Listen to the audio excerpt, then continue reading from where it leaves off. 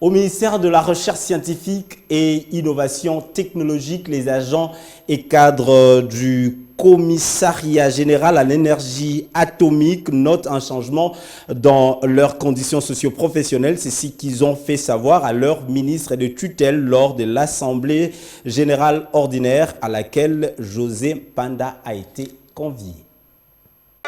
Réunis en Assemblée générale ordinaire mercredi avec un invité spécial, le ministre de la Recherche scientifique et innovation technologique, les agents et cadres du commissariat général à l'énergie atomique au Centre régional d'études nucléaires de Kinshasa ont rendu un témoignage sur les changements qui sévissent dans cette institution publique depuis la nomination du nouveau comité de gestion chapeauté par le commissaire général, professeur Thierry Tango Tabou.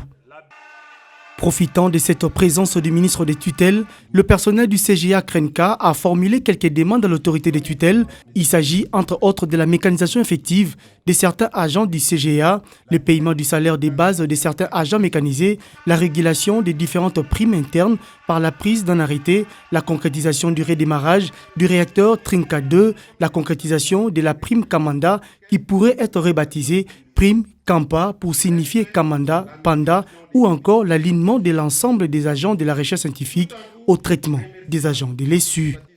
En réaction, Maître José Panda a insisté sur le fait qu'il est au service de la nation et qu'à ce titre, il doit servir la nation dans des conditions établies. Le ministre de la Recherche scientifique et innovation technologique a réaffirmé sa volonté et sa détermination de bien servir la nation pour que ses successeurs au ministère de la Recherche scientifique et innovation technologique et par ricochet la nation congolaise parlent en bien de lui. Dans les programmes de l'Union africaine 2022, on a inscrit la RDC pour que nous puissions bénéficier du programme Royal Espoir qui permettra que nous puissions avoir des conditions pour mettre en place la radiothérapie dans notre pays. Mais moi, je ne saurais pas le faire si je ne suis pas accompagné par vous. Cette expertise-là, que je dois pouvoir aller et à l'Union africaine et au niveau qui viennent avec les experts, je dois me reposer sur vous. Donc, j'ai besoin de vous, puisque je suis au service de la nation. Chacun de vous doit être au service de la nation.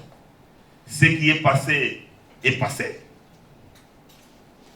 Et ça ne reviendra jamais tant que je suis ministre de la José Panda a réaffirmé sa volonté, sa détermination de servir la nation congolaise pour que ses successeurs au ministère de la Recherche scientifique et innovation technologique et par ricochet la nation congolaise tout entière parlent en bien de lui. L'autorité des tutelles a aussi fait remarquer à ses administrés que personne ne peut occuper éternellement un poste de nomination et que la volonté de s'éterniser à de tels postes fait partie des choses qui freinent le développement de la RDC.